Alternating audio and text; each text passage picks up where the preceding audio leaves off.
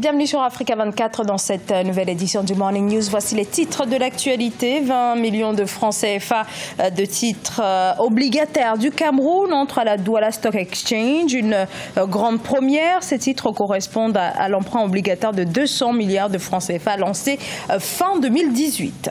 Puis le forum de la Fondation Tony Elumelu. Plus de 3000 entrepreneurs sélectionnés pour cette 5e édition.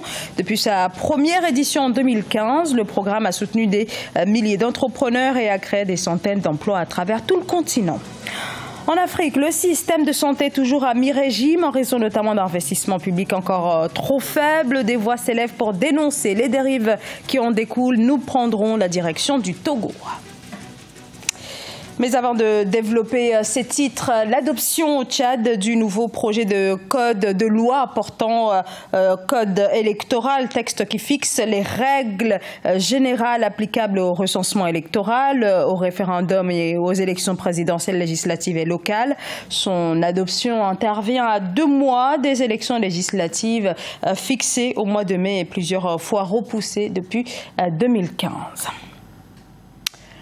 Au Cameroun, 20 millions de francs CFA de titres entrent à la bourse de Douala, une grande première pour la Douala Stock Exchange selon la Commission des marchés financiers. Ces titres correspondent à l'emprunt obligataire lancé en 2018 par le gouvernement qui avait permis de lever 200 milliards de francs CFA. Le point avec Viviane Bauken.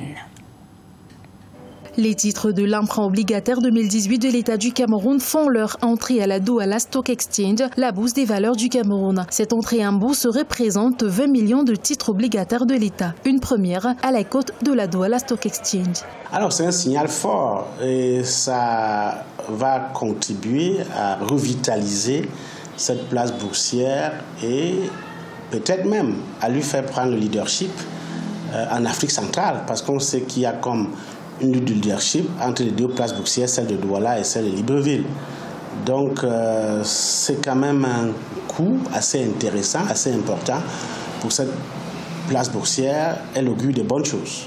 En 2018, le gouvernement du Cameroun a lancé un emprunt obligataire pour lever 150 milliards de francs CFA sur les marchés financiers. Au final, il a réussi à lever 200 milliards, dont 97 des souscripteurs se trouvent au Cameroun.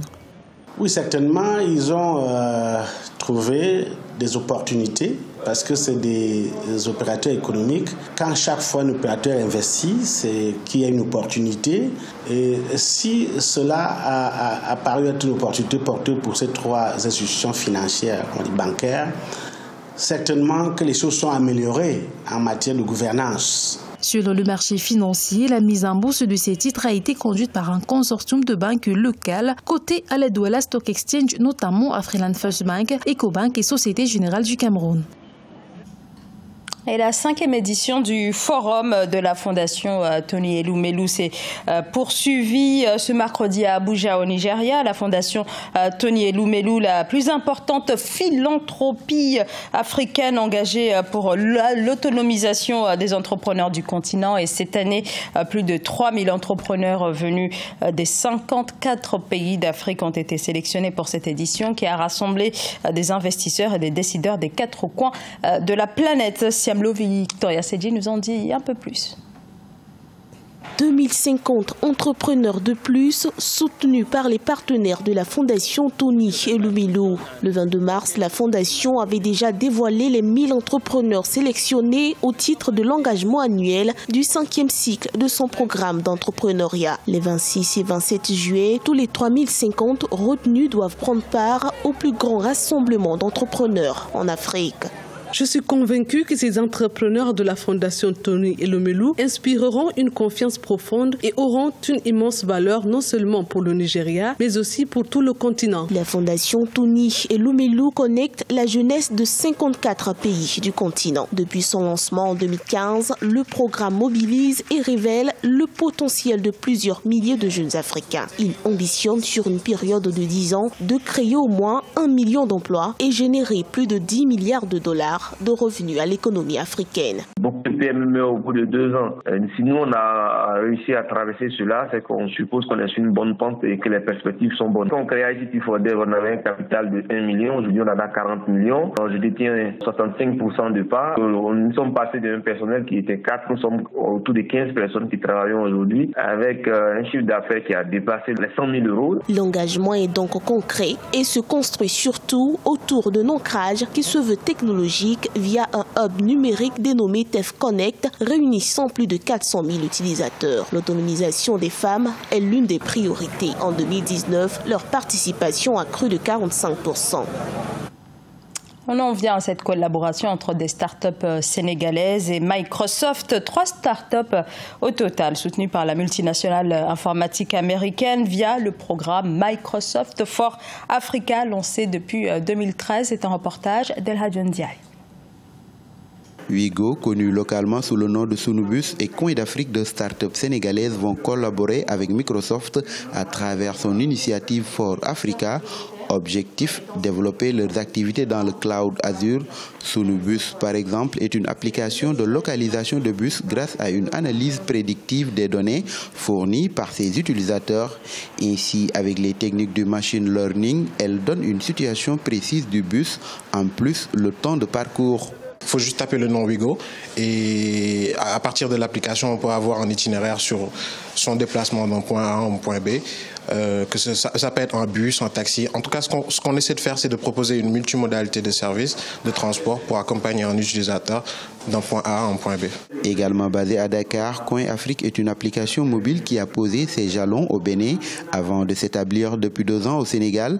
Sa plateforme gratuite permet aux utilisateurs de vendre et d'acheter. On est aujourd'hui présent dans 5 pays d'Afrique francophone et on a l'ambition de devenir le leader sur cette zone des petites annonces. Les critères sont essentiellement, il faut que la solution proposée par la start-up soit cloud-based, donc il faut qu'elle soit sur le cloud. La deuxième chose, c'est qu'il faut que la start-up ait déjà en fait un business model qui génère du revenu avec des clients existants. Au Sénégal, Microsoft travaille avec ADN Tech depuis 2016. ADN Tech assiste les organisations dans leurs efforts de transformation numérique en leur fournissant des solutions de conseil et de logiciels. Dans l'actualité également, le gouvernement ivoirien a adopté mercredi 4 projets de loi visant notamment à renforcer les droits de la femme en matière de succession dans une union civile. Pour les autorités, il est impératif de légiférer sur la question du rang successoral du conjoint survivant. Le projet de loi introduit de nouvelles dispositions visant à mettre fin aux pratiques traditionnelles qui sont dans de nombreux cas défavorables à la femme. La crise du système de santé, une réalité dans la majeure partie des États africains, c'est précisément le cas au Togo en raison principalement des faibles investissements dans le secteur, conséquence des hôpitaux à la dérive et les patients paient le prix fort, un constat dénoncé notamment par des écrivains à l'instar de Safiou Até. Dénoncer les pratiques infirmières hors normes au sein des centres hospitaliers du Togo, tel se veut le récit de l'ouvrage Tchila, l'infirmière véreuse. L'auteur évoque entre autres les contraintes et réalités de la profession infirmière. Les faux diplômes, la vente frauduleuse des médicaments, la corruption, qualité défectueuse des soins, autant de mots qui minent le secteur de la santé. J'aborde plusieurs thématiques, notamment par rapport à la pratique. Par rapport à la pratique de la profession infirmière, par rapport à la gestion des centres et surtout aux formés sur l'État. Les médecins sont en train de former, les assistants médicaux sont en train de former, les infirmiers sont en train de former, les formés sur l'État sont en train de former. Et on ne dit rien. Mais pourtant, on ouvre les écoles. En 2009, le Togo a voté le Code de la santé publique. Le respect de ce code, selon l'auteur, contribuerait à réduire sensiblement les maux qui gangrènent la profession médicale, ainsi que la gestion des administrations hospitalières. Les tests sont là, le Code de la santé publique est là, qui doit former, qui doit faire quoi à travers ce document, que chaque corporation s'occupe de sa corporation. Actuellement responsable de l'infirmerie à l'Assemblée nationale, Safiou Até est à son premier ouvrage qui est un récit. Après qu'il a l'infirmière véreuse, l'infirmier d'état de formation entend aborder la problématique de la formation à l'école des paramédicaux, une manière à lui de contribuer à des soins de qualité au Togo. Un reportage de notre correspondante au Togo, Emefa Kofi.